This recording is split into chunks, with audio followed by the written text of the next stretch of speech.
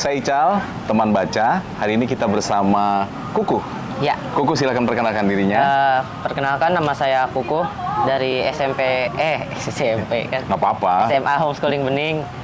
Hari ini saya akan menceritakan sedikit tentang buku yang saya baca kemarin, yaitu berjudul Tuan Direktur dari Buya Hamka. Wes. Sebelumnya udah kenal dengan Buya Hamka? Pernah beberapa kali baca bukunya sih memang. Oh, oke. Jadi ini bukan buku pertama ya? Bukan dari buku Buya pertama, Hamka. kebetulan. Boleh Kuku ceritakan tentang apa sih buku ini? Buku ini bercerita tentang seorang saudagar kaya dari mana ya? Dari Banjar, yang mencoba peruntungannya di Surabaya. Oh. Jadi awalnya itu beliau tidak hanya orang biasa yang cenderung agak kurang lah ya. Beliau mencoba peruntungannya dengan pergi ke Surabaya. Saat di Surabaya, beliau berhasil membesarkan perusahaannya hingga punya hotel mewah dan toko emas permata yang sudah terkenal ke seluruh penjuru dunia. Namun, ya namanya manusia ya. Kalau udah di atas tuh suka hilaf. Nah, beliau ini kayak buta harta gitu. Jadi apa-apa itu pokoknya harta aja gitu. Sampai teman-temannya yang setia itu ditinggalin sama dia. Tinggal sisa teman-temannya yang bermulut manis dan bermuka dua. Nah, suatu waktu beliau ini di Surabaya ini ada satu bidang tanah yang punya namanya Pak Yasin. Nah, Tuan Direktur ini atau kita panggil namanya Pak Jazuli. Pak Jazuli. Nah, itu ingin membeli sebidang tanah ini untuk dijadikan sebuah kilang minyak kalau nggak salah. Namun sudah berkali-kali percobaan masih belum juga tanah itu bisa didapatkan. Karena ternyata Pak Yasin ini bukan orang yang mudah tergoda oleh duit gitu. Nah, setelah mencoba berkali-kali, ada juga kisah coba berkali-kali masih belum juga berhasil. Nah, lalu ada kisah seorang anak buahnya Pak Jazuli ini bernama Fauzi. Dia orang yang mengurus hotelnya Pak Jazuli.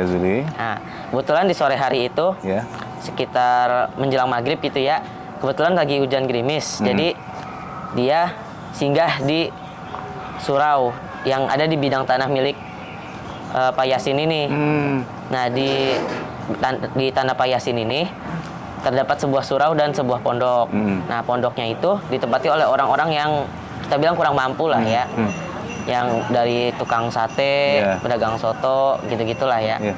Nah, pas Fauzi singgah di situ, azan maghrib berkumandang kan. Terus dia lihat yang penjual sate, penjual soto itu pada datang kan sholat. Nah, habis sholat karena hujan makin deras, singgah lagi dia di teras. Nah, dia ngeliat ke dalam tuh, kok kayaknya orang-orang ini pada cerita, ada Pak Yasin juga di situ. Pada cerita tuh nggak mikir ekonomi, nggak mandang jabatan segala macam gitu loh. Bahagia lah ya, sederhana namun bahagia. Akhirnya Fauzi pun tertarik dengan suasana itu. Nah, namun pada saat itu karena Fauzi ini masih terikat dengan Pak Jazuli ya. Masih jadi orangnya. Masih gitu orangnya Pak Jazuli, jadi nggak bisa terlalu dekat lah. Nah, hingga pada suatu ketika karena tangan kanannya Pak Jazuli ini yang bernama Kadri mengetahui bahwa Fauzi itu dekat sama Pak Yasin. Kadri memberitahu Pak Jazuli bahwa sepertinya ini bukan hal yang bagus gitu loh. Jadi pada akhirnya beberapa hari setelahnya itu Fauzi dipecat dari pekerjaannya.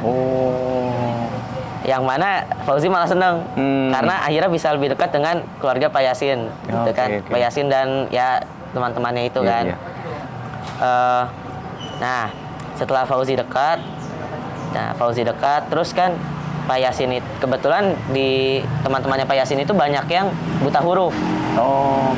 Nah, Fauzi ini menjadi sukarelawan, dia menyarankan ke Pak Yasin, gimana kalau kita bikin kelas buta huruf gitu untuk membasmi buta huruf di lokasi itu di pondok tersebut. Katanya boleh. Akhirnya pertemuan itu diadakan setiap habis Isya. Jadi setelah sholat Isya di surau ke rumah Pak Yasin, karena kebetulan pondoknya kan kecil ya. Ke situ ya. Nah, jadi ngumpulnya di rumah Pak Yasin setiap malam tuh begitu. Nah, selang berapa waktu lama, mungkin Pak Jazul ini agak panas ya. Iya, iya. Ngelihat kok anak buah saya bisa deket banget gitu sama Iya, Pak iya. Yasin. Nah, Pak Jazuli ini berpikiran untuk mengirim surat ke polisi bahwa di situ ada perkumpulan terlarang gitu. Nah, Iya, iya. namun di saat bersamaan Pak Jazuli masih mikir nih. Tapi ternyata kanan-kanannya itu Kadri Iya. udah duluan ngirim surat ke polisi. Oh, sebelum Pak Jazuli Sebelum ini. Pak Jazuli ini, jadi masih kepikiran ternyata udah dikirim duluan. Nah, pas beberapa waktu itu lagi Pak Jazuli karena mungkin udah pengen buat beli tanah itu ya, akhirnya datang ke tempat tanah itu kan, ke tempat tanah itu pas kebetulan abis Isya, jadi pas lagi pada ngumpul kan. Karena datangnya pas Isya, akhirnya perkumpulan itu dialihkan karena ada Pak Jazuli yang datang kan. Iya. Nah, akhirnya ngobrol-ngobrol. Kebetulan polisi yang udah ngintai situ udah lama ngintai tuh. Nah, hari itu hari targetnya. Jadi pas lagi ngobrol-ngobrol kan, ditangkep. Ada Pak Jazuli sih. Ada Pak Jazuli di situ. Iya, Jadi iya. Pak Yasin, Fauzi, Pak Jazuli sama teman-temannya itu yang pedagang soto, pedagang sate ketangkap semua. Oh. Karena mereka mikirnya kan perkumpulan terlarang, Iya, iya, padahal iya. mah cuman Karena membahas udah laporan ya? Iya, karena laporan. Akhirnya karena mereka ditangkap semua nih. Akhirnya malam itu mereka menghabiskan kalau di bukunya itu namanya kandang buaya. Oh, istilahnya Kandang buaya selama semalam. Jadi tempatnya emang gimana ya, satu sel kecil gitu. Udah nggak pantas lah. Udah emang nggak pantas ya. Jadi semalam di situ. Tuh pokoknya selama semalam itu karena Pak Jazuli emang nggak niat itu kan, akhirnya wah ngomel-ngomel semalam. Marah-marah lah ya. Marah-marah nggak jelas gitu kan. Akhirnya sama Pak Yasin dikasih nasihat segala macam, tapi belum kena juga. Nah, akhirnya besoknya sidang. Nah, pas sidang ini Pak Yasin tuh pede aja karena emang ya kan beliau Nggak tidak salah. bersalah, ya kan. Iya. Dengan pede, dengan percaya diri, beliau menjawab segala pertanyaan yang dilemparkan oleh hakim. Nah, sekarang giliran Pak Jazuli. Pak Jazuli ini Bingung tuh ya. bingung karena Terus? ditanya hakim kan, apa alasan Anda ada di situ? Iya, iya. Dia bilang, saya hanya tamu. Lalu apa kaitan Anda dengan Pak Yasin gitu Iya. kan? Jadi alasan sebenarnya kan mau jual tanah, namun Pak Jazuli ini nggak mau mengakuinya. Iya. Dia bilangnya mau nyelamatin anak buahnya yang yaitu Fauzi kan, Oh, yang ikut aliran yang ikut gitu. aliran sesat gitu, yang ikut perkumpulan sesat itu. Namun di saat tersebut juga langsung dibantah oleh Pak Yasin bahwa sebenarnya kayak ya ngaku aja udah mau beli tanah kan gitu. Nah, pokoknya sidang berakhir dengan kemenangan Pak Yasin, karena emang beliau nggak bersalah ya. gitu. Selang berapa waktu lama, kalau di bukunya sih udah mulai agak tidak terdengar ya Pak Jazulinya, mungkin udah tinggal desas-desus doang. Berakhir Fauzi yang hidup damai dengan Pak Yasin kan di lingkungannya.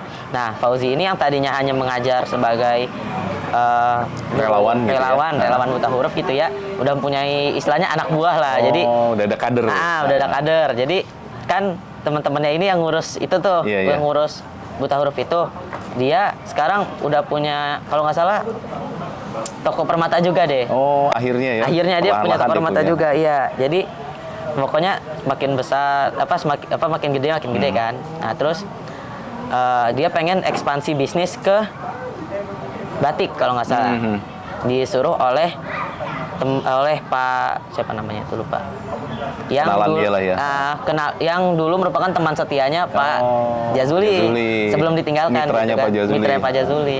Nah, kan ditawarin kenapa nggak batik aja, kayaknya emang ada bakat gitu kan di situ. Nah, sebelum diekspansi, Fauzi ini ngomong ke Pak Yasin, Pak, saya mau ekspansi gini-gini, kira-kira gimana menurut Bapak? Nah, Pak Yasin memberikan apa ya namanya, nasihat lah gitu. Kau mau ekspansi boleh, mau punya bisnis besar silahkan, tapi jangan lupakan Allah. Oke. Ya, gitu aja sih. Oh, keren ya. Jadi terakhirnya endingnya cerita tentang Fauzi. Nah, kalau relevansi dalam kehidupan apa yang kamu pelajari dari buku ini? Intinya mah jangan, kalau misalnya udah punya teman yang setia, yang udah baik lah sama kita, dan kita nggak pernah bersikap buruk pada kita, usahain jangan ditinggalin. Jangan ditinggalin. Nah, Baik. atau kalau misalnya kita udah di atas, jangan lupa akan orang-orang yang udah membantu kita sampai ada di titik itu gitu. Waduh, itu harus setia terus ya. Harus dilihat terus. Nah, di bagian buku ini, bagian mana yang kamu udah mikir dulu, ini pasti ujungnya gini, tiba-tiba nggak kejadian. Tapi bukan plot twist, tapi nggak kejadian gitu. Ada nggak? Lebih ke ini aja sih, yang abis sidang. Iya. Pikirannya kan, ini mungkin Pak Jazulnya masih ada gitu Iya. kan. Karena ini segala macam. Tapi ternyata di buku ini, entah kenapa, yang ada malah emang, jadi dia lepas tapi bukan bebas gitu loh. Emang lepas, cuman di akhir bukunya kabarnya makin sayup-sayup gitu loh, lebih fokus ke Fauzinya. Iya, iya. Jadi nggak juga menjelekkan Nggak begitu ya? menjelekkan, nggak. Nggak seperti cerita orang jahat tiba-tiba hancur gitu, Iya, nggak ya? nggak. Jadi harus terima Nah, juga, yang penting dia bahagia Yang penting begitu. dia bahagia akhirnya. Keren. Nah, kalau buat teman-teman seusia kamu nih, baca buku ini apa nih pentingnya? Coba ceritakan. Katakan, kenapa harus baca buku ini? Kalau buat anak zaman sekarang ya, yang pertama mungkin biar ini aja ya, biar suka baca buku, jangan main HP mulu. Walaupun saya pribadi juga sering main HP sih. Kalau buat buku ini, buat kalian yang pengen baca, pesan dari buku ini adalah jangan pernah tinggalkan orang yang sudah membantu kamu sampai ada di titik sekarang. Sama jangan lupa akan Allah Subhanahu wa Ta'ala. Karena semua tidak akan bisa tanpa bantuan Allah. Keren Ya, ya. itu keren. aja sih. Jadi kalau mau tahu sudut pandang bagaimana orang yang sudah membantu kita dari Iya. awal ya, boleh baca buku ini begitu. Boleh. Nah, kalau untuk membaca, kira-kira apa sih pentingnya membaca untuk zaman sekarang ini? Ya gimana ya, ini menurut survei aja sih yang pernah saya baca, Indonesia termasuk salah satu negara yang nilai literasinya masih agak kurang, mungkin karena kurang membaca. Jadi pentingnya membaca adalah yang pertama ya, biar tidak ada yang namanya misinformasi, karena sering kejadian nih, apalagi di dunia maya gitu ya. Di saat kalau di postingan IG tuh biasanya orang fokus ke fotonya, foto videonya, nggak baca caption. Pas saya baca komen, lah perasaan ini udah ada penjelasan di caption nih, terbukti bahwa orang Indonesia itu agak kurang suka membaca. Jadi ya supaya meningkatkan minat baca di Indonesia lah, semoga nggak turun lagi. Baik, terima kasih ya, Ya. Kukuh nih.